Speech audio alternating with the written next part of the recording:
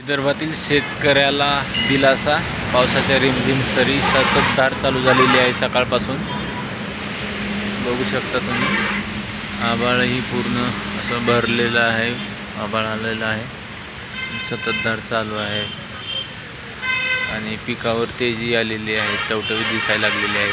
8 दिवसापूर्वी मी व्हिडिओ टाकलेला होता, त्याच्यात एकदम असं सुकलेली होती, पण आता बघू शकता सगळीकडं चालू आहे पाऊस.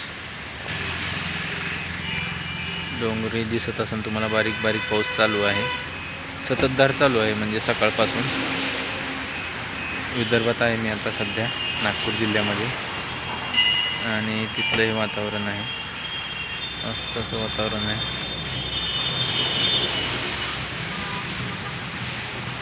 बघू शकता तुम्ही, आभाळ असं पूर्ण पांढरं झालेलं आहे.